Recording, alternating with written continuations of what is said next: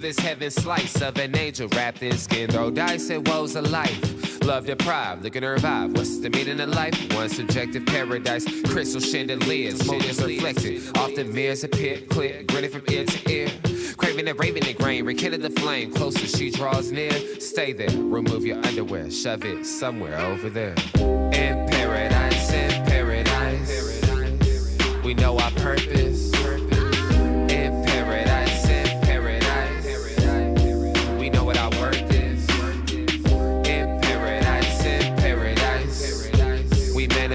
Dreams in paradise. Hello, everybody, and welcome to this edition of the Unpopular Hour. Of course, I'm your host, Matt Clark, and you know it is Tuesday, so you know where we are today. We are at one of my favorite places to eat, Georgia's Happy Hog. And if you've never been to Georgia's, you're missing out. This place is fantastic, and the barbecue is amazing. Just depends on what you want. You know, from the burnt ends to the greens to green beans, the mac and cheese. Only on Tuesdays and Fridays can you get mac and cheese, just FYI. And so that's why I'm usually here either on a Tuesday or Friday is for the mac and cheese. But it's located at 712 Culbertson Drive, just east of Lincoln, south of the state capitol, north of the OU Medical Center, 712 Culbertson Drive, just right over the hill. It's right across the street is the Harn Homestead, so you can only go east on Culbertson. You come up to the hill, that's Lindsay, go over the hill to the right, and you can't miss Georgia's Happy Hog. For catering events, call them at 405-525-8111. They're open Monday through Saturday. Actually, they're open Tuesday. I need to change this. They're not open on Mondays anymore. They're closed. So they're Tuesday through Saturdays from 11 to 7, and they're going to be closed Sundays, Saturdays, Sundays, and Mondays. But, of course, tomorrow, I think they've already took all the orders for turkeys and stuff like that, so can't miss it. But anyway, fantastic. Of course, I'm here enjoying getting my mac and cheese on today, and just wish I could get the watermelon sweet tea, but I can't have it, so my girl Cassidy Moore is going to benefit from that, and of course they have the best lemon cake, and she's going to get that too because can't eat that either. But we want to thank Y&B, family owned and operated since 1912. They are the bank that makes things happen. They're an equal housing lender, a member of the FDIC, and of course the sponsor for us to support women, minority, and black-owned businesses in the Oklahoma City area. We appreciate them for their support, and that's why we are here at Georgia's today because of Y&B. So you can pre-qualify online with them. If you don't want to go to UConn and go to the bank, you can do it online at www.ynbok.com. That's www.ynbok.com, or go into any of their locations, the main bank at 401M, and go see our guy Nathan Taylor over there, or you can go in and see the Horn Man or Carson Wright. All of them are over there at the main bank. Of course, you can go into one of the satellite places at Y&B East, which is off the Parkway in 66 or 39th Expressway, however you want to look at it. Y&B Mustang, 218 North Mustang Road, in the city of Mustang. Y&B Parkway, which is off Garth Brooks, just south of I-40. It's literally just when you exit. If you're exiting off the east side, they're off I-40. It's literally right to your right. Cannot miss it. Y&B Peoples, which is the bank in Bethany that I always go to, located in Bethany on 23rd between Rockwell and MacArthur. You can't miss it. That's the one I always go to because I don't have to go to UConn unless Randy's mad at me and he's going to yell at me about something. So I try not to go to UConn except that, we go there once a month to do our show. So that's the only time that I'm there other than that. So but anyway, I'm hoping everybody's having a fantastic day. Last night we had a little NFL football. The Chiefs, once again, they just have their issues. I mean, they really do. They're having their issues with drop passes. Mahomes now has, I think it's 26 or 36 or whatever it is, drop passes for the year. And remember, they should have known what was going to happen when Kadarius Toney, when they were playing Detroit. And that's how Detroit scored. And that's how they beat them. They scored 21 points, but they only scored 14 on the defense simply because the ball goes right through Toney's hands and pick six going the other way. And that should have been the perfect for the Chiefs to figure out, okay, this is what type of year it's going to be. Our receivers are not going to catch the ball. And basically they have no number one receiver. Justin Watson, I don't know how many passes, 3 passes I think last night. They dropped another touchdown pass, and Marquise Valdez-Scantling dropped a touchdown pass that probably would have sealed the game for them, or at least made the Eagles drive down and try to get 3 points, if not a touchdown. So, and the Chiefs' defense was really good, as you can see. But anyway, the Chiefs fall to 7-3. The Eagles are now 9-1, and you got to see it was Kelsey Bowl number 2. The first one, of course, Travis won the most important one, which was the Super Bowl, but at the same time it still hurt. And, of course, Kelsey had a fumble yesterday that really, really hurt them. So it was kind of just wasn't a good day for him. And, I mean, they fumbled on the, what was it, an 11-yard line or 12-yard line, got punched out. And he's just, dude, he is decaying right before our eyes. I mean, it looks like it. I mean, he's not washed up, but you can see that it's slowly declining. Plus, people have decided, look, we're going to take Kelsey completely out of it. And Patrick Mahomes threw an interception in the end zone last night. I don't know what the deal, what he was thinking. Floated one over the top, thought he had Justin Watson. The Eagles defensive back sucked him into it. But look at the stats. Jalen Hurts, 14 for 22, 150 yards passing, 1 INT. Mahomes, 24 for 43, 177 yards, 2 touchdowns, and 1 INT. Should have been 3 touchdowns, but, you know, it is what it is. Should have had more yards than that. But you know what? You can't throw it and you can't catch it both, you know, as Tom Brady's wife once said. And then I had the wrong thing. It was not the Chargers and the Jets. It's the Chiefs. And it's the Chiefs, and that is the wrong thing up there. I don't know what I was doing right there. I know I probably was in a hurry. I believe that's probably what my story is. That's what I'm sticking to it. And so, I mean, that to me, the Chiefs, they've got to figure it out because they've already made the decision. This is what we're going to go with. This is the line, the team we're going with this year. Now, whether those guys are there next year, I don't know. If it's me, no, they're not. But I mean, it's just pathetic. I mean, you're not going to win a championship if guys keep dropping balls like this. I mean, you got to make, especially, you know, the big drop for Valdez-Scantling. Not to mention what Justin Watson did on 4th down. Ball goes right through his hands. I mean, those are plays that you have to make. And it's just frustrating, you know, for Patrick. But one thing about him, he did not, okay, I fixed it right there. He did not blame the Chiefs at all, blame the wide receivers. You know, he was saying, we got to get better, we got to do this. And, you know, you got to appreciate him for that. But everybody knows, including the wide receiver room, they're not immune to what they're seeing. They're not immune to what they're hearing from the public. They're not immune to it. You know they hear it. There's no question that they hear it. No question. But anyway, 238 yards total for the Eagles, 336 for the Chiefs, 114 rushing yards to 168, 16 to 23, 1 turnover to 2, and that second turnover just added those 2 turnovers. That's 14 points, minimum of 6 points. You can't do that in the red zone. And 2 turnovers just killed them, and then a drop pass. So that's arguably minimum 13 points right there. The Chiefs should have blown them out and didn't. 27-59 time of possession to 32-01. So when you look at the stats, Chiefs dominated the game, except where it counted.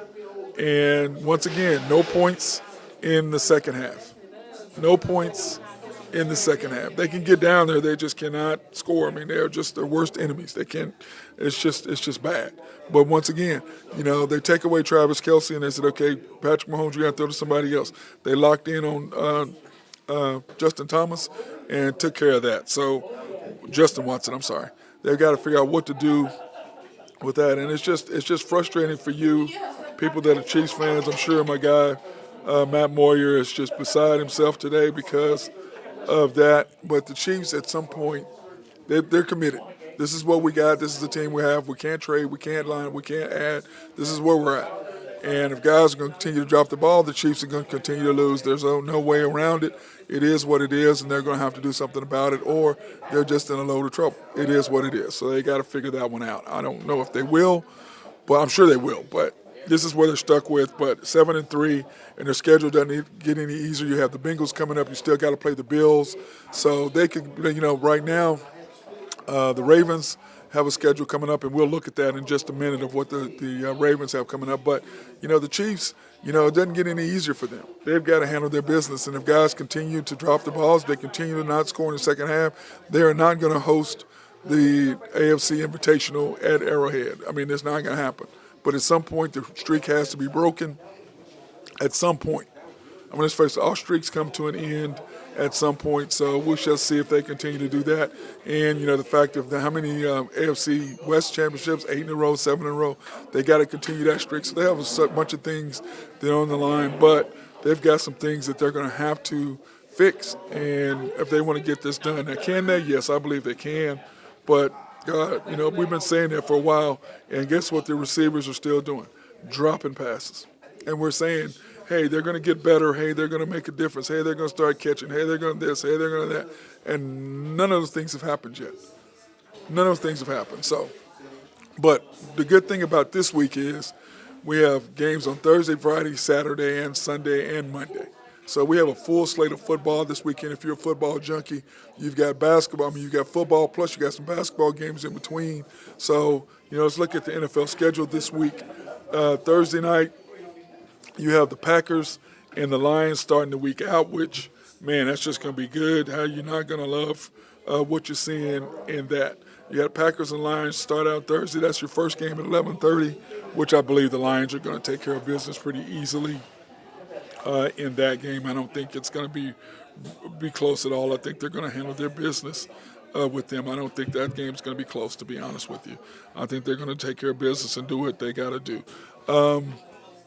Second game, you got the Commanders and the Cowboys are next, so it's going to be interesting to see what happens with that. I believe that they will handle their business and do what they need to do as far as that second game. And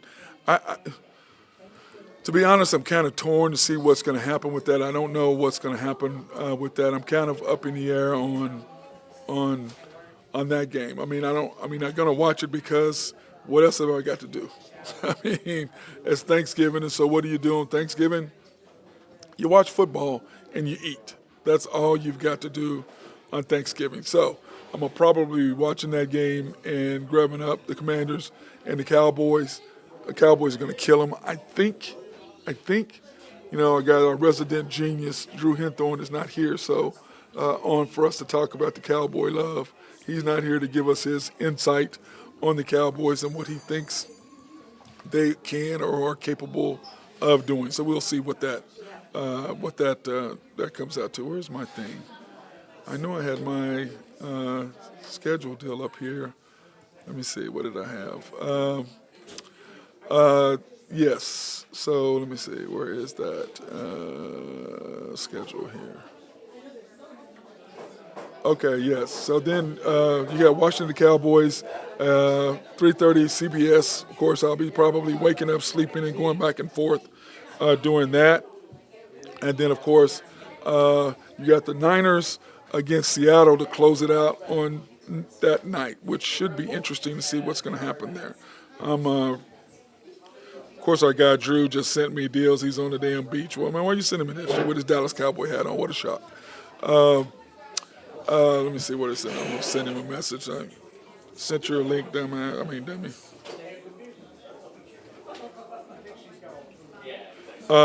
Chris, and then you've got the Cowboys, like I said, and the Niners and Seattle, the night game. And then, of course, on Friday, which we've never had, a Black Friday game, which is going to be good. You have the Dolphins at the Jets, and it's a noon game, a 2 p.m. game on Prime.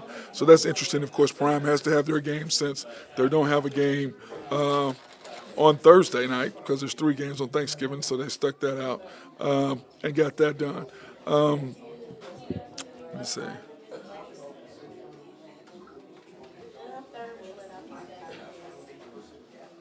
Then, of course, on Sunday, you have the Pelicans.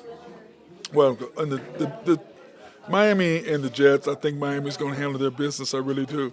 Then, of course, on Sunday, you have the Saints at the Falcons, and I think the Saints will handle the business, even though I did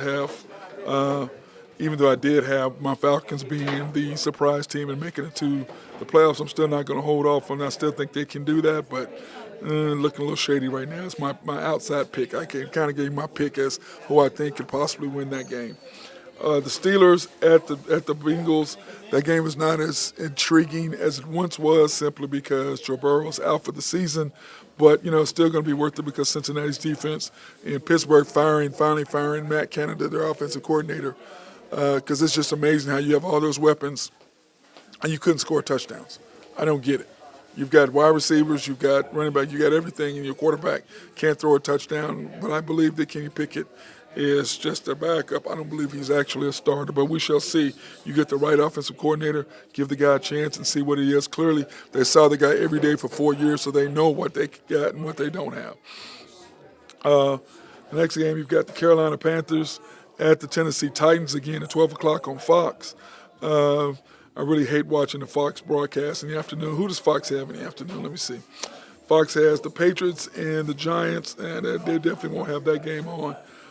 Then you got the Cleveland Browns against the Broncos, and then you have the Rams and the Cardinals, which that's a game they'll probably have on simply because Kyler Murray.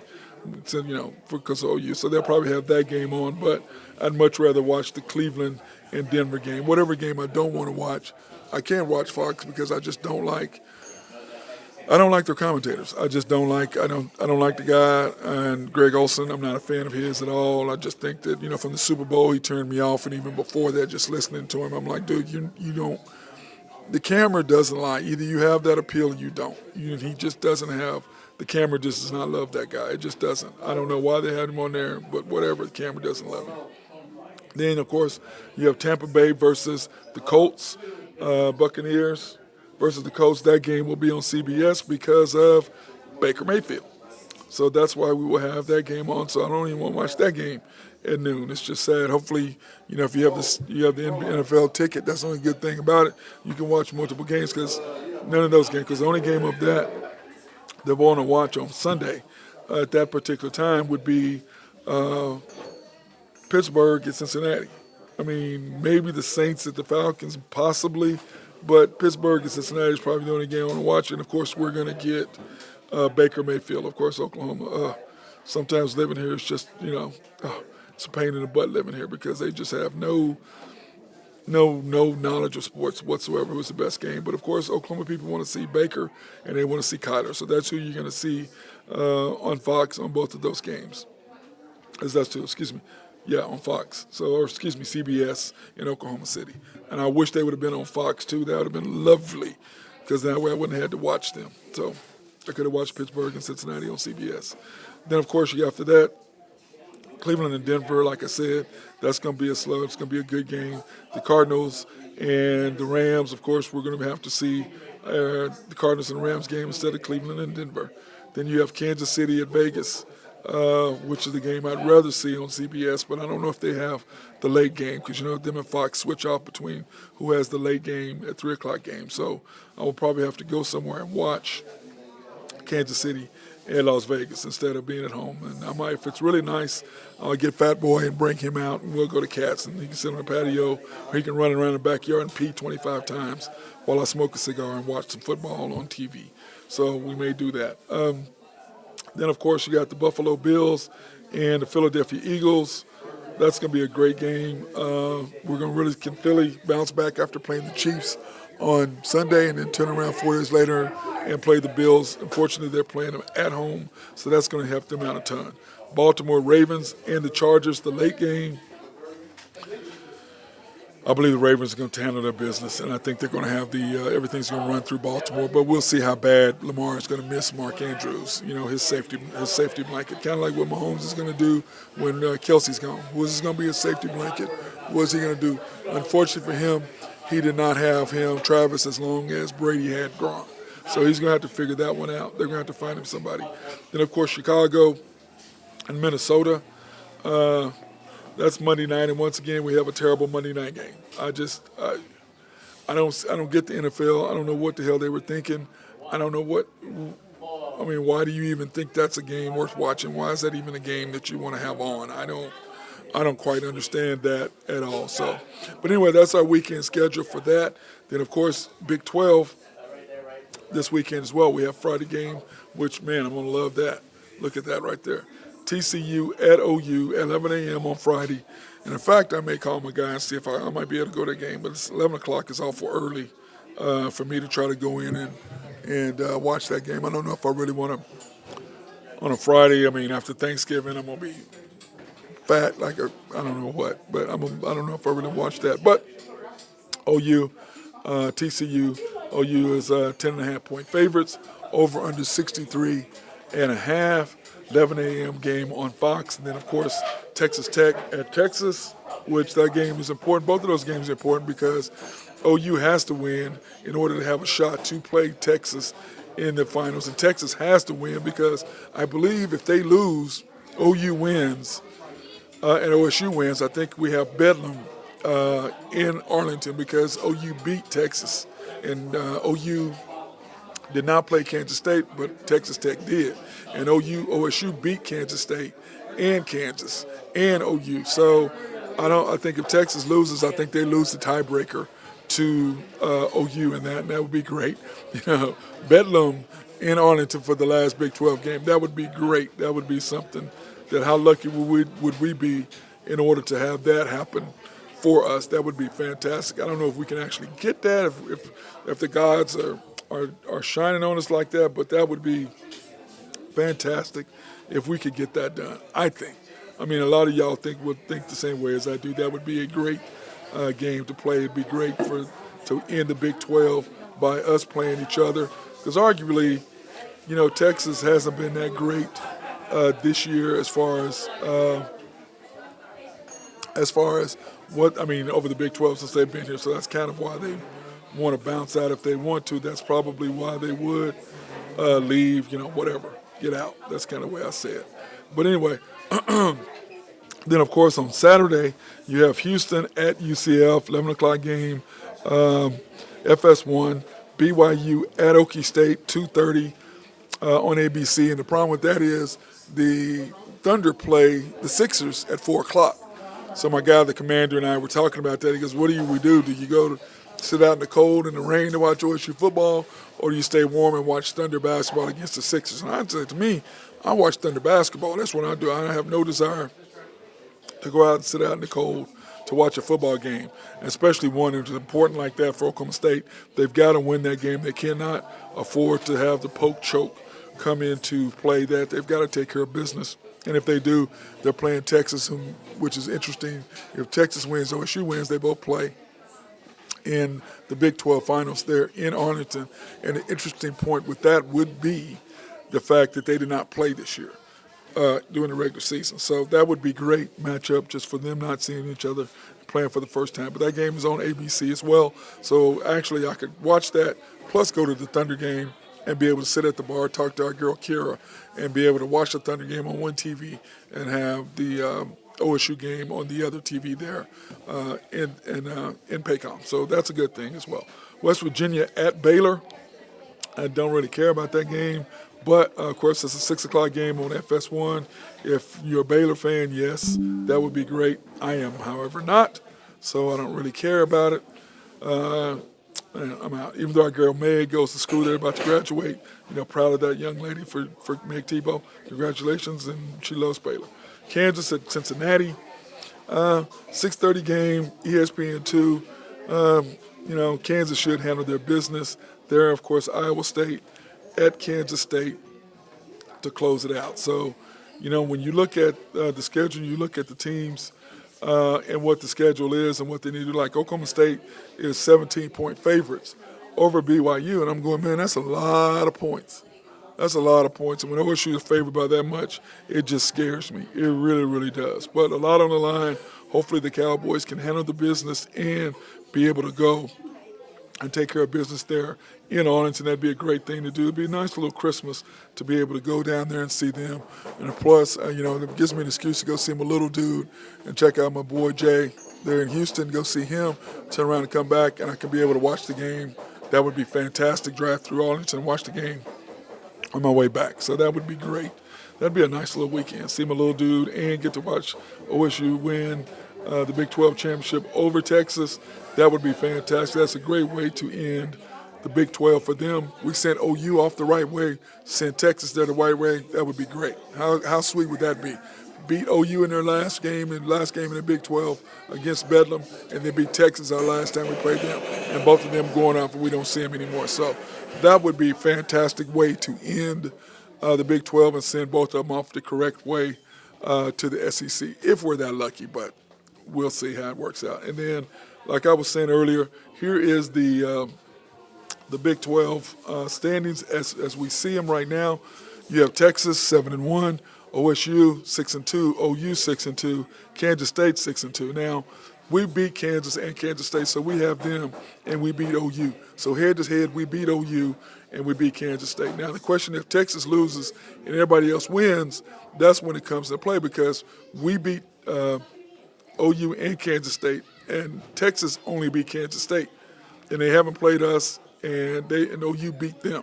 So that would be the question. I forget how it would work, but I know that we would be in simply because head to head, we beat the other two guys that we're tied to. So there's no way you can throw in the other wrench other there. It would have to be between Texas and them. So when you go in common opponents, one of the common opponents we have is Kansas State with Texas and Oklahoma State. And we beat them, they beat them. And then we beat OU, OU beat Texas. So, to me, either way, it would be if if Texas loses, OU wins. To me, OU has the tiebreaker simply because they beat Texas. Even though they did not play Kansas State, they did beat Texas. So I think OU would have the way in for that, if you ask me. I'm not sure if that's how it works, but to me, in a head-to-head, which is what it usually goes by, OSU has the advantage because they beat OU and they beat Kansas State, which is why it's set up this way. The question is, if Texas loses, then what happens? And like I said, it would be between Texas and OU, I think, because OU beat Texas head-to-head. So, and then Texas beat Kansas State, and they did not play us. And we beat OU. So, to me, they lost to the team we beat. So, it would have to be Oklahoma State versus Texas, or Oklahoma State versus OU. If Texas loses, it should be Oklahoma State versus OU. Having Bedlam again in Arlington would be fantastic. I'd love to be able to go to that, and I would enjoy myself thoroughly being able to watch OSU and OU in Bedlam there in Arlington. Neutral site last game, love to beat them again. It'd be fantastic. They would absolutely hate that. And plus a revenge factor, the fact that OSU can always hold that over their head, the fact that they beat them the last time that they played. So that would not make those Sooners happy at all. I can promise you that. It would not make them happy at all. So that being said, I want to take this opportunity to thank our sponsors, Collaborative Logic. Appreciate those guys for keeping us up and running. In fact, Brandon was getting ready to come in because I can't hear the opening.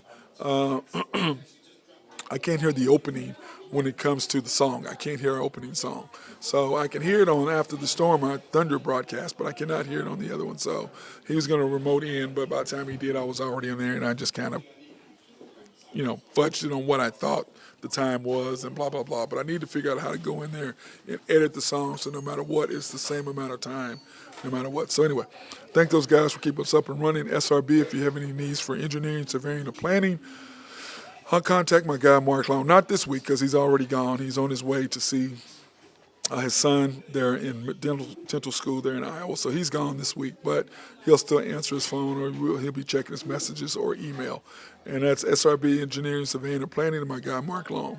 Oak Grove Trucking and Jose Fierro. If you have any needs for dirt or rocks or sand to be moved, he is the man to do that. And I think he's almost finishing up his last job, so he should be free to do some other stuff.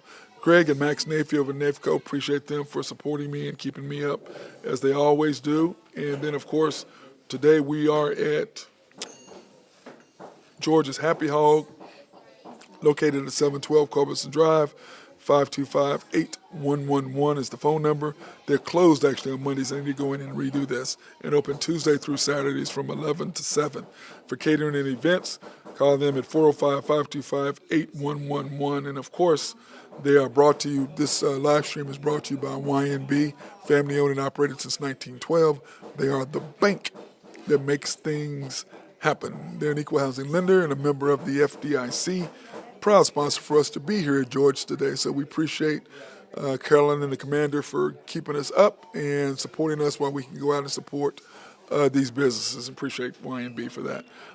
You can pre-qualify online at www.ynbok.com. That's www.ynbok.com. So go in and Do that online if you want to do the support that way.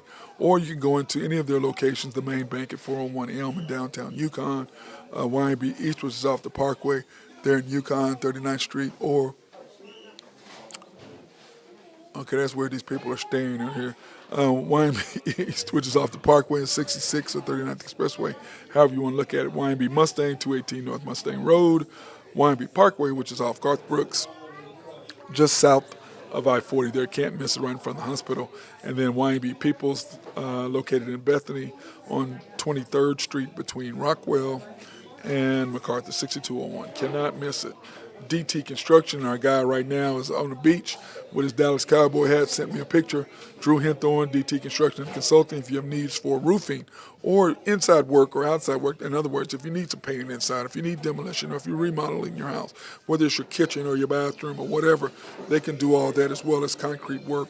But I know it has to be a certain temperature to do concrete work. I know that. But anyway, they can do all that stuff and let you know what's going on. So contact my guy, Drew Hinthorn, at 405-209-4051. DT Construction 2015 at Outlook.com is his email. That's DT Construction 2015 at Outlook. So hit our boy up. He's respectful, local, and loyal, which means he answers his phone after he's done some work and there's an issue. He will come and fix it, unlike some people who are out there and about. Of course, our latest sponsor is Shelter Insurance, the Mark Pemberton Agency, located at 4609 Southeast 29th Street in Dale City, Oklahoma. 405-670-2424. They're open Monday through Thursday from 9 to 5. And I think it's just tomorrow. I think they're closed. I think they're probably open till 1 tomorrow. Didn't call Mark to ask him that. But anyway. And then, of course, Fridays 9 to 1. And then Saturdays and Sundays, they're closed. And they're probably serving the Middale area since 1982. Shelter Insurance, the Mark Pemberton Agency. So hit our boy up, and they would love to take care of you. And then, of course, I'm just sitting here starving because I'm sitting here smelling all this food back there, and I can't have any of it right now. Of course, I've got my green beans that I'm doing today. I'm not doing greens because I did greens last time. So I switch off greens one time, green beans the next time. So I'm doing my green beans today, and they smell good. And that lemon cake, they're trying to stick me with that lemon cake. I cannot have it. I cannot have it. I want it so bad, and I just can't have it. I really, really want it, but I can't have it. So that being said, last night in the association, I mean, it was interesting last night. Well, you know what? I forgot. Let me do this. My basketball camp is coming up December 21st and 22nd. We only have a few spots left. So give me a shout. I will be posting the form, so you'll be able to fill out. You'll be able to download the form or whatever, put it in your phone, send it to yourself, email it, however you need to do it, so that you can enroll your child, and just do it as quick as possible so that we can get that all squared away. But it's December 21st and 22nd, grades 2nd through 5th, Thursday and Friday, 8 a.m. to noon. Of course, you Venmo, Cash App, checks accepted, and remember one thing, that we only take a limited number of kids. We do not take a bunch of kids. That's not what we do here. My camp is about learning. So make sure your child wants to learn, because if you're bringing your child there to camp for fun, this is not the Thunder Camp. This is not one of them camps. This is a camp to learn. So don't send your kid, because there's no refund. So if you bring your kid, don't expect if they don't like it the next day, they want to come home. You don't get your money back. And I've had several people do that, and I try to warn people all day long. This is a basketball camp meant for people who want to learn basketball. This is not a fun camp where you run up and down and you play games. This is not what this is. This is an actual camp where we learn fundamentals. You learn how to move your feet, defensive slides, ball handling, shooting, passing. We do all of that. So this is a camp for learning, and only for those that really want to improve their basketball game. That's what this camp is for. It is not for people who want to hang out and have fun, okay? Just let you know what the deal is. But in the NBA scores last night, you can see the Raptors. Oh, those are today's games. Sorry. Those are today's games. Oh, man, I got that wrong. Here are today's games right here. because the in-season tournament is tonight. That's what it is. In-season tournament tonight. The Raptors and the Magic tonight. You have the Pacers and the Hawks. You have the Cavaliers. You have the Cavaliers and 76ers tonight as well. Trailblazers and the Suns and the Jazz at the Lakers. And these are all in-season tournament games, which they're all going to matter in the different group stages. And it just matters because this is the time that you really have to figure out where you are and what you're doing, because here's the in-season brackets right now as they stand as far as rankings are concerned. Of course, the Thunder, we are in Group C, and you can see we're 1 and 2 because we lost our game, and just frustrating. You got to be. I mean, it's just frustrating. We're 2-1 against the Warriors, but we lost the important game that you needed to win. It's just bad. And then, of course, the Kings, we lost to them as well. And once again, coaching matters, guys. Coaching matters. Lakers winning 3-0 in their division. The Jazz are 2-1. Suns 1-1. Blazers 1-1. So there's tight right there. But it looks like the Lakers are going to advance in their grouping. The chance for them advancing are very high. The question is if the Suns going to be able to slide in and what they're going to do with that. And, of course, the Lakers and Jazz, again, play tonight. So the Lakers have to win that game. And, they need it. And, of course, the Suns need for them to win as well to move them ahead of the Jazz. Because if the Jazz are now 3-1, the Lakers are 3-1, that's a huge mountain for them to climb, as in the Blazers. Excuse me, the Suns. Then, of course, the Pelicans 2-1, Nuggets 2-1, both controlling their own destiny on that particular side. And then the East, which we don't really care about, but you can see it right there, who's winning the East. You got the first grouping, the Pacers and the Sixers, both 2-1 and 2-0, so they control their destinies on that side. The Bucks and the Heat are both 2-0 on their side. And then, of course, the Celtics and the Nets. So that's what they look like. And when you look at the brackets, you can see right now where it's going to happen. You have the 76ers and Cavaliers playing. You have the Blazers and the Suns, which the Suns have got to win. They have no choice. And then the Jazz and Lakers. So if the Suns win, they're 2-1. The Jazz will be 2-2. The Lakers will be, what was the Lakers, 4-0? Is that right? Is that what that was? The Lakers will be 4-0. The Jazz will be 2-2, and the Suns will be 2-1. So they'll slide up in there. So they've got to win tonight. But once again, coaching matters. Winning games matters, and I don't know how much our coach was even paying attention that it was the in-season tournament, and if that even matters, because if you don't make it one of the two of your group, you get that week off. So maybe the Thunder were wanting that week off, so maybe that was probably why they didn't really care about it that much, because they wanted the week off to regroup and get us ready for that drive. I guess that's what I'm going to go with as an excuse, other than the coach just not being able to coach. That's what I'm going to go with, okay? I'm sorry, I'm frustrated. I said I wasn't going to be frustrated. I said that I'm not. I was going to try to keep my head about it and wasn't going to do anything with it. So, but anyway, here's the Thunder. The Thunder coming up, what we've got left coming up as far as our games are concerned. We have the Bulls tomorrow night. And you can see right now the Thunder on a 5-game winning streak. We should beat the Bulls tomorrow, which gives us a 6-game winning streak going into the Sixers. But we've already beat the Bulls early in the year, but that does not mean anything. If you overlook them, or if you think, we've already beat them, they're not good, then that's going to set you up for failure. If you look ahead thinking, okay, we've got the Sixers on Saturday, and if you look ahead from tonight, you're going to be in trouble. So the team has got to stay focused and take one game at a time, because to me it's important that you have to be 6-0 going through this run right here and win your first 5 games in this next 10. Because remember, we were 6-4 in the first group, and I said that we should have been 8-2 if we're playing the way our coach should do us.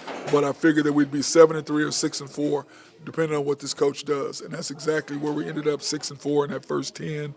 And then in this grouping, I thought we would be 6-4 again. So I figured we'd be 12-8, no worse than 11-7. Excuse me, 12-8 in our first 20 games.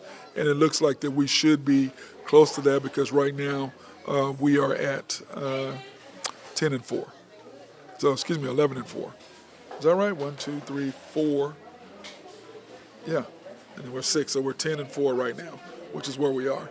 So, we win tonight. Tomorrow night we'll be 11-4. The Sixers game, I don't think we'll win, so we'll be 11-5. T-Wolves at the T-Wolves, I don't see us winning that game. I think we match up well with them kind of now with Jay Will, and then because you cannot go Kendricks Williams within that group. You just can't. You can't have him, depending on who they have as the backup center, but you got to watch out for them because you're in trouble. So, but I think, if SGA does what he needs to do, with him and Ant-Man going at each other should be interesting to see what happens in that. So, but anyway, the Thunder, it depends on where you are. I mean, it depends on where we are. But if we're 11, like I said, 11-5, and there's no reason we can't beat the Sixers because we played them pretty good. I mean, we match up pretty good with them. They don't really have anybody that can stop our overall scoring, and I'm gonna show you what our stats look like as a team, individual stats, so you can get a good look at what we are as a team and what everybody's doing up to this point. At the T-Wolves, I think that's a toss-up, but I'm going to give us an L right there on the road, even though we are 5-1 on the road. That's mainly against Eastern teams, even though we did beat Golden State twice, but that was without Draymond and one time without Steph. So, we'll see. Lakers at home, we should handle our business. LeBron never plays here anyway, but they're needing to get W's, so LeBron is going to have to play, I think, simply because they can't afford to just keep losing games. They've got to win games, especially in the Western Conference.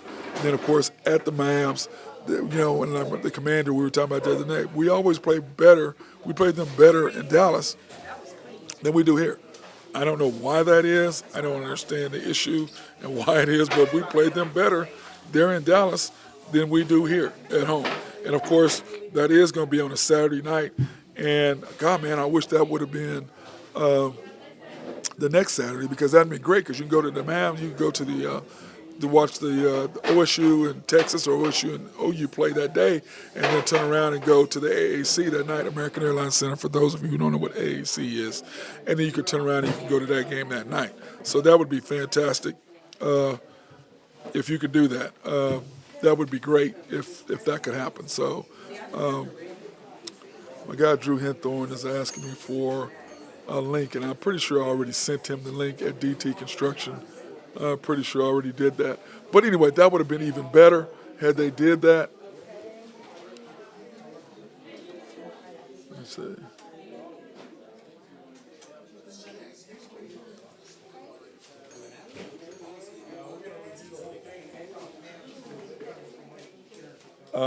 Anyway, so that would have been better if that would have happened in that particular thing. Man, how nice would that have been to be able to go to the Big 12 championship that day, especially OU and OSU, and then turn around that night and be able to go to being able to turn around and go to to watch the Thunder and the Mavs play that night. How great would that have been? Talk about something fantastic. That would have been really, really.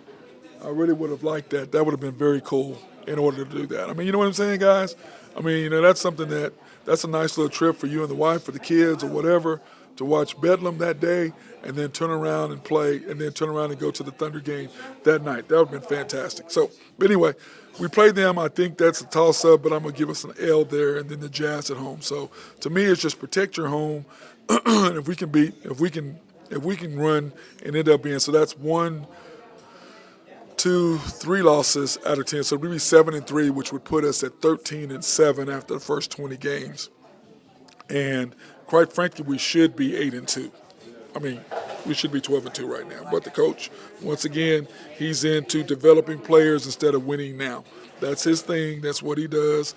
I'm just at the point where I understand what we have as a coach. He is a developmental coach. He is let me get these players ready. I am not a guy who wants to win now. That is not what he does. He's not trying to do that. He's trying to develop players. He's not trying to win, because if he was, he wouldn't be playing the lineups in the direction that he's playing them. He just wouldn't be doing it. So we're just stuck with that. So it's needing me griping about it until after the games that I gripe about it, because other than that, it makes zero sense to even gripe about it, because it's just not going to happen. Okay, guys? It's just not going to happen. So what I was referring to earlier is the Thunder shooting percentage, okay? These are the points per average. This is the field goals, three-point percentage, and points per game. So you have SGA shooting 53% from the field, 36% from three, 29.6 average. As remember, he would be averaging more, but the coach doesn't play him as much. So that's kind of how he knows that he can hold on and not worry about 20, not understanding it's the league, and they're subbing in players, or the game is tied. They bring in their players, and you don't bring in your best player with 7 minutes to go. Makes zero sense. The only time you did it was there on the road. You did it one time, and it's like, dude, I don't understand what you're waiting for. I really don't get what you're waiting for. What are you doing? I don't get it. So. That being said, we're joined by our guy Drew Henthorne of Husker Drew Picks. Oh, so why you gotta have that D hat in my face, man? What's up with the D, Dave? Nobody else can see that, but I can see that D. What's happening, man? Enjoying the good life out here. Yeah, I see that. I see you had the girls out there. I see Amelia was out there surfing. Yeah, she's out there right now in the water. Oh, she is? Beautiful out here. It's about 8 degrees of sunshine. Well, no kidding. That's why it's beautiful. Y'all in San Diego. You're in San Diego, right? That's a good point. Yeah, you're in San Diego, right? Yeah, that's a good point. Yeah, I said you're in San Diego. Yes. Yes. Okay. So anyway, I've got the stats up here. SGA, the shooting percentage for the Thunder.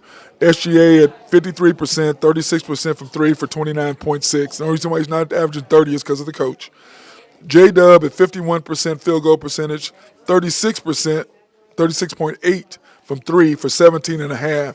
Your boy Chet, 56.5, 46 from three for 17 points a game. Josh Giddey, 44% from the field, 30%, which he's going to get better. He's getting better. And then 12.4 points per game. Lou Dort, these numbers are crazy, Drew. 47% from the field, 45.9 from three for 11.7. He's shooting 45% from three. Yeah. Oh, that's because he's not shooting as much. Yeah. Well, and Chet's taking away some of his shots too, shooting threes. So, but I mean, as a whole, I mean, OKC's played lights out. I've got to catch a few of their games out here, being that they played Golden State the last couple times. So, they're playing lights out. I mean, I'd say they're in the top 5 or 6 team in the West right now. Yeah, well, the standings, we'll pull that up in a minute. They're third right now behind the T-Wolves and the Nuggets. So they're sitting in third right now. I've been pleasantly surprised with Chet. Me He's too. playing better than I thought he was going to. Me too. I had to admit the fact that I was a little bit rural about him this early, but you know what? This is what I've seen, It's Drew. early though. This is what I've seen. One, he and SGA wasn't feeling him in the beginning because of the Thunder's promotion of him over him. Okay, and it seems like Chet has gone out of his way to let him know, look, I don't care what the Thunder's talking about. Okay.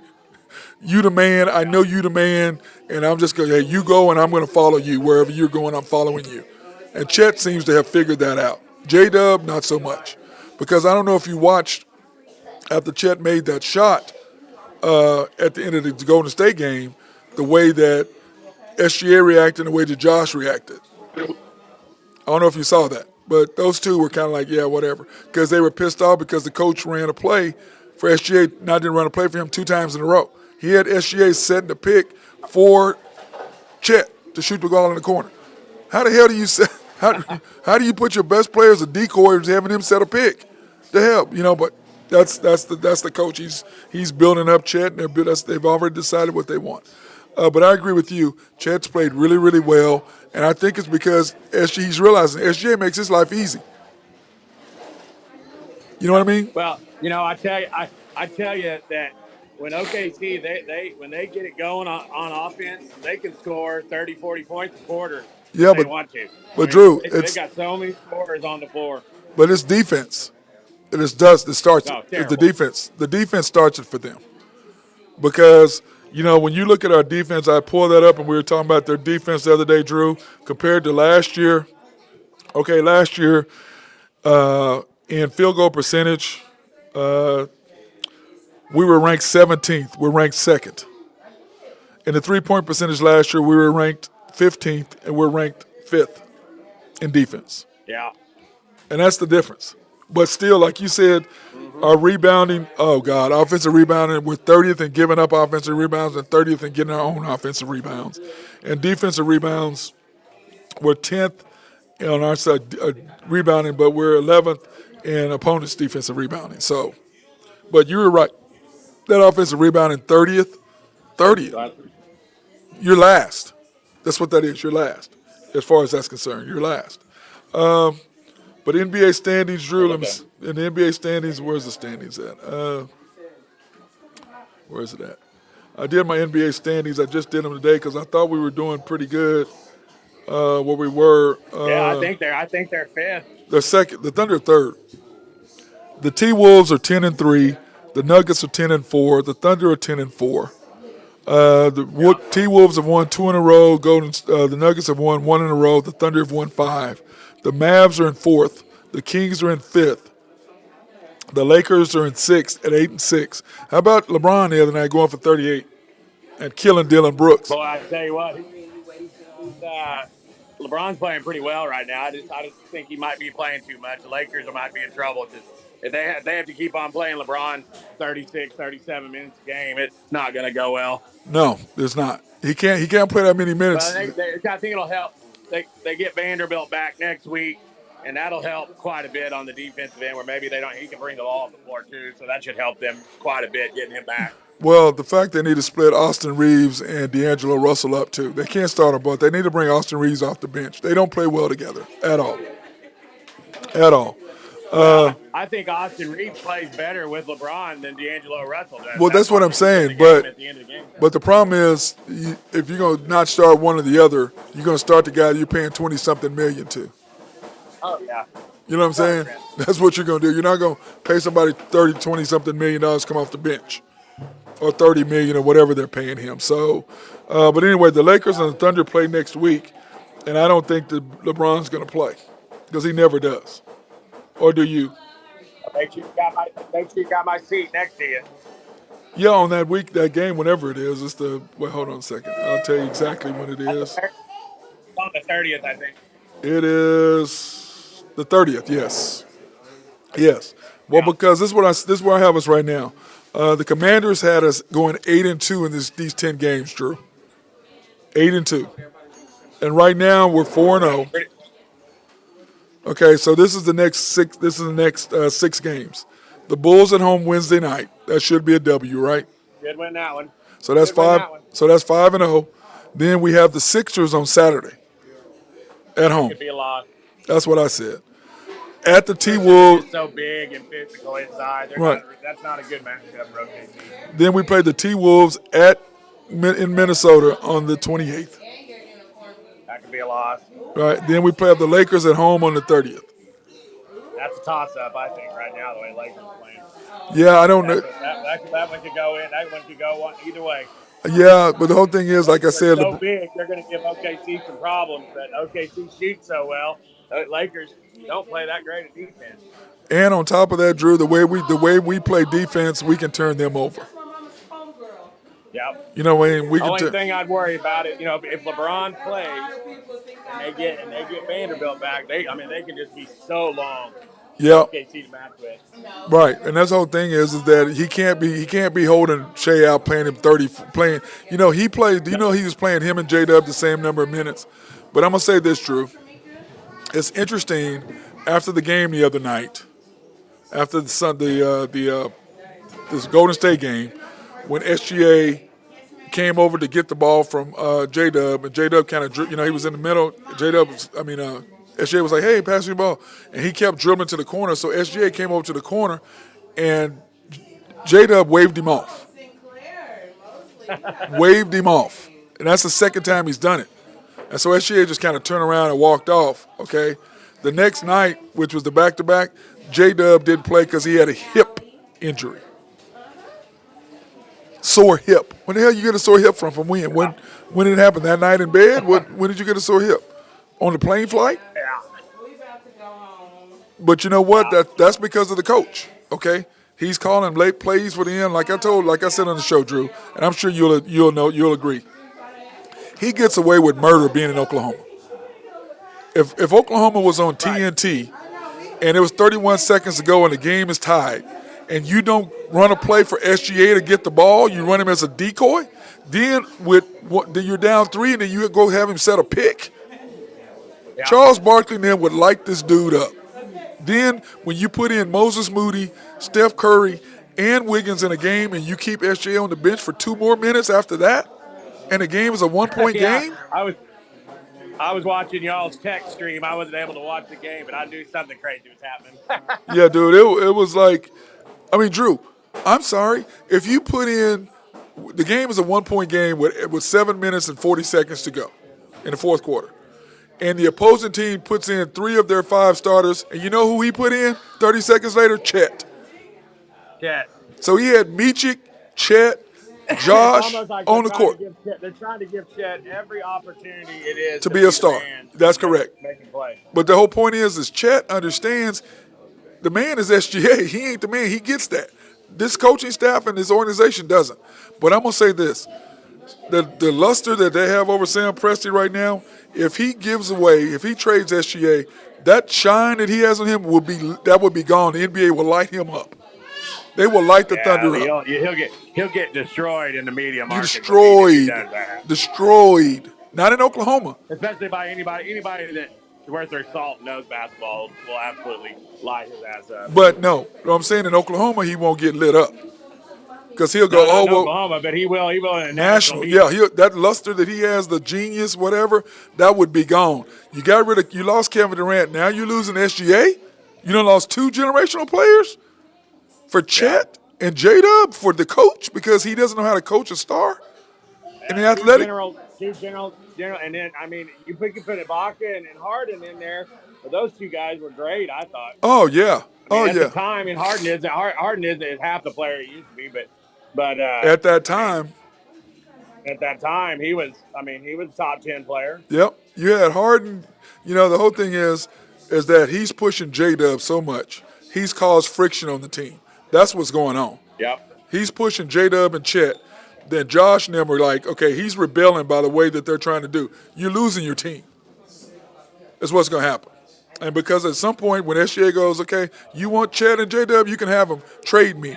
And then when the Thunder try to go, oh, well, he didn't want to play with these guys. He goes, no, that's not what happened. This guy wasn't playing me, and he was playing these other guys and running plays for them instead of me.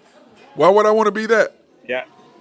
It's going to be an interesting trade deadline for OKC. Yeah. I'll be really interested to see what they do. Well, all I know is the 2 players now, Drew, that you can't trade are now Chet and SGA. The rest of them you can trade J-Dub, you can trade Josh, you can trade any of them. You can't trade him. And the kid from Kentucky's trade bait too. Oh, no. Kaysen, you keeping him. For the right players, No, you're keeping him, man. Somebody good. Drew, you're keeping him because his upside is ridiculous, bro. I'm gonna give you his numbers, Drew, and then you tell me if you're gonna trade this guy. I'm gonna give you his season numbers, okay? And tell me if you're trading. Oh, that's team stats. Where's it at? Kaysen Wallace shooting 62% from the field, 54% from 3, averaging 7 points a game. Say that again. He's shooting 62.5% from the field, 54.2% from the 3-point line, averaging 7 points a game. No, you don't want to trade him. You ain't trading him. He's part of the deal for a big-time player. Yeah, but who, Drew? I'm just saying is that I would keep him. I'd give J-Dub up before I give him up because he can at least play defense and he can score. And J-Dub is having an issue right now. He and SJ, you can tell that's the second time he's brushed him off, Drew. Second time. Don't let Nathan Taylor hear you say that. Oh no, Nathan, he's in agreement. We talked about that the other day. He just sent me a text. What did he say? Oh, he just sent me a text. But anyway, no, he's in agreement.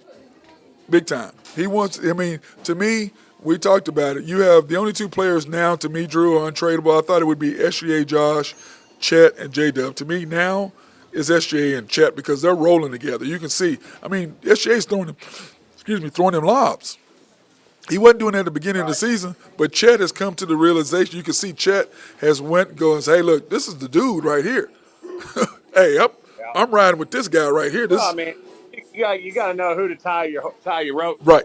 And he's clearly figured it out. He's like, hey, look, this guy, all the attention is on him. That allows me to do whatever the hell I want to do because I can't get triple and double team. Can you imagine Yeah, if I mean, and Chet can't do no wrong in Oklahoma City. Like, that anyways. really gives him card. Yep. And Chet is basically saying, look, this ain't on me. This is the coaching staff. This ain't got nothing to do with me. You the man. I'm with you. And you can see Chet figuring it out quick. Like the Thunder, they clearly want to promote him. And he's like, look, you the man. And Oklahoma City doesn't get it because of where we live and because of the fan base. But even the fan base of players, I mean, who the hell's going to rather have – let me see, let's buy more Chet jerseys than SGA jerseys because Chet's a better player. Yeah. Chet is our future. Yeah, what the hell is wrong with you? If the whole thing is you had a chance to see what you had without SGA playing against Golden State. And Dort had to play out of his damn mind. Everybody played out of their damn mind and still lost. Yeah. And then we played it there. SGA said, screw it. In overtime, you saw what he did, Drew. He said, I'm shooting 5 out of 6 times. I think they had 7 possessions. He shot 6 of the 7 possessions and went 5 for 6. He's like, screw that. I'm shooting every time. What you going to do? Give me the ball. And you can see they're just handing him the ball. He's like, give me the ball. I'm ending this. Ain't no more overtime. This is done. And J-Dub can't do that. Chet for sure can't do that. But I'm sorry, Drew. How the hell 31 seconds to go to score tied and you don't run a play for your best player? Yeah, I mean that's trying to put somebody else up to be a superstar, not let a superstar do his job. Yep. I mean, he's arguably the best close. He's going to close the door. I mean, you're up 31 seconds ago. He's going to shoot a 2 for 1. You know that. Just give him the ball. He knows what he got to do. He's going to come up with some sort of shot to get it off before that time. And instead, you run it to J-Dub, and J-Dub passes Chet, and Chet shoots it in the crack. Don't even come close to making the shot. And then what do? Give it to Steph Curry. He runs down the court, takes everybody one. I mean, come on. I'm like, what are y'all doing? They gave the ball to their best player. We don't give the ball to our best player. But once again, Drew, our job is to call the Thunder out. Like I told them, I'm calling y'all out. I don't have to worry about getting no media pass. I don't have to kiss your butt. I ain't got to do none of that. I'm saying this is what's going on, and we see it. And that's the same thing with you and Nathan. Yeah, I mean, it's obvious. It's obvious. Quite obvious. But you know what? It's not obvious to most people because they don't pay attention. Okay? It's like the other night. In national media, when Chet had 36 and SGA had 40, you know what the national media mentioned? SGA. Zero thing about Chet. Right. They didn't say, well, I'm worried about Chet. SGA goes for 40, closes the door on them. That's what they said. Yeah. They don't mention Chet. Outside of Oklahoma, they don't mention Chet. But on our website and everything we do is Chet, J-Dub. When you pull up the social media, the first picture is either Chet or J-Dub. Those are the first 2 pictures to pull up. You have an all-NBA. Neither one of them are even an all-star. Didn't even come close to making all-star. Didn't even come close to making all-NBA. And your all-NBA first team, not all-NBA, first team all-NBA player, you have him third or fourth, his picture third or fourth. He should be number 1 in all your media. He should be number 1 in everything you do, everything. It's mind-boggling, man. It's mind-boggling. But I can say this, Sam Presti, if you pull that off again and you get rid of him to keep this coach, hey, your little shiny thing you got going on, you thinking you the genius, that's gone. Everybody's going to blow y'all up. And the second thing, Drew, is the Thunder are so lucky they're not on national TV. Yeah. God, they're lucky. Yeah, I agree. They're lucky, dude. They would be oh, man, I tell people, they keep playing like they are right now. They'll have some games get posted in there. Yeah, they will. NBA TV will start. Well, they'll be on. What I'm saying is they'll be on TNT. That's what I'm talking about. Where Charles and them can watch them because right now you don't really see stuff. You know what I'm saying? No, you don't. You don't really see it. But if you're on TNT and they're watching the whole game and they get to comment at halftime how he doesn't put him in to 5 minutes to go or 4 minutes to go in the second quarter, how he doesn't put him in until 6 minutes or 5 minutes to go in the fourth quarter with the game tight, or there's 20-point lead, the other team subs in their best player, he don't sub in to match it. Yeah, they're gonna light him up, man. They're gonna light him up. So anyway, Drew, all right, have fun out there, man. When y'all coming back this weekend? We'll be back Friday. Oh, okay. That sounds like a good time. Yeah. So I'll try to come on tomorrow and get you some gobble turkey days picks on some specials. Yeah, we got a full. Games hey, Thursday is a lot going on, man. A lot. I know we can go over the Thursday night games before just for to give everybody a little teaser because I went over them a little bit earlier I today. didn't. I didn't realize OU played Friday. Yeah, OU OU plays plays Friday. Friday morning. Yep, 11 o'clock. That's a tough game too. Yep. Okay, you got the Packers at the Lions, 7.5. Drew over under 47. And that's the first game on Turkey Day, Yep, right? 11 o'clock. Yeah, the Packers at the Lions minus 7.5, over under 47. I'd probably take the over 47. I probably won't mess with that spread. Yep. That's right on it. If I did, I'd probably buy it down and take the Lions. I think they'll probably win by a touchdown. Yep. That half point is always a little That's why they have it out there, isn't it? Then you have the Commanders at the Cowboys. Drew is only a minus 11, 48.5. Yeah, I think Washington has kind of come back to earth, and Dallas they have a tendency just to beat the piss out of bad teams. So Yeah, I would expect that problem. I agree. Then of course the last game is the Niners versus the Seahawks. The Seahawks plus That's gonna be a good 6.5, plus 6.5. But in Funga, he's lost for the year. Their safety, he's gone for the Niners. That's going to change them up dramatically. That'll Drew. be a good game. A short week to prepare for both teams.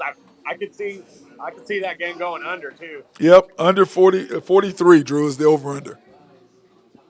Two pretty good defenses. San Fran really relies on their defense, but Seattle's got a decent defense too. So that's at San Fran. No, it's at Seattle. And San Fran's favored by 6.5. Yep.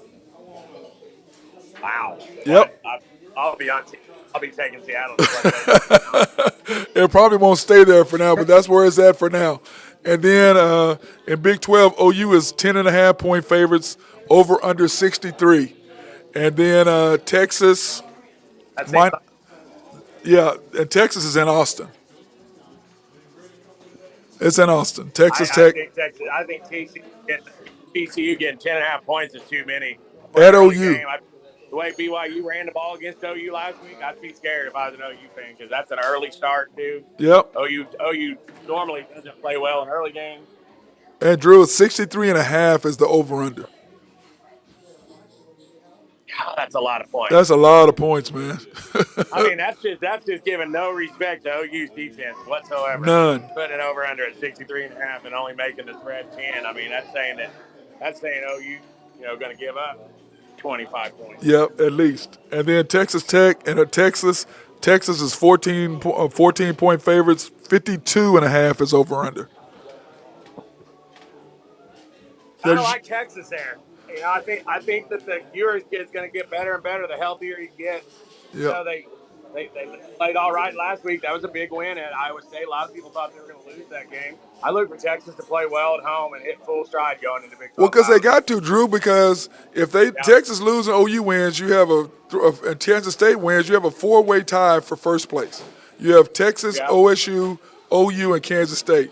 Now OU is fine because they beat Kansas State and OU. But the question is, OU beat Texas. Texas beat Kansas State. So, well, you know that the Big 12 will just love to job Texas out of it. Oh man, have OU, State and Kansas State in there. Oh no, have OU and OSU in the Bedlam. How packed would Jerry Worlds be? From a Big 12 standpoint, they'd love to see OU and Texas out of it. Oh yeah. You talking about OSU and Kansas State? Oh yeah, sure they would. Yeah. But OU would have to lose. I really hope OSU handles their business. I think they will this week. BYU's not very good. OU made them look a lot better than they were. I think OSU should be able to run the football against them. Drew, 17. 17. It's a lot. And that's the deal. Points. And OSU doesn't normally beat people very bad. No, they doesn't. And it's going to be ugly weather, cold, rainy. And that's what the Commander and I were live saying. This is my thing, Drew. I wish that the Mavericks and the Thunder played on the 8th or the 9th because think about this. You go to the OSU, if it's OU and OSU, you have Bedlam that day in Jerry World, and then that night you get to go see the Thunder and the Mavericks. How great a Saturday would that have been? Yeah. You know what I mean? Real nice. That would have been a real nice Sunday, man. Real nice Sunday if that could have happened, but of course it didn't. So, All right, brother, I'm out, man. I gotta go beat these kids up today. All right, man. Well, I'll try to get on tomorrow, and I look forward to being back home. All right, brother. And HuskerPicks.com, baby. Nebraska's getting bowl eligible Friday. That's what you've been saying. They've been losing, so you need to quit saying that. You need to quit saying that. Tell the family hello. Hey, how is Nebraska a 3-point favorite sitting 5-6 over 9-2 Iowa? I don't know. I think Mark and them are going to. Is that Nebraska or that Iowa? It's at Nebraska. Okay, because I was saying I thought Mark and them were going to be going to the game, but if it's at Iowa, if at Nebraska, they're not going. So, but all right, Lincoln. Yep. Senior day. Oh God, yeah, they should handle their business there easily. They should handle. Anyway, all right, bro. All right, appreciate buddy. you. Well, have a good rest of the night. Hey, tell the family hello for me.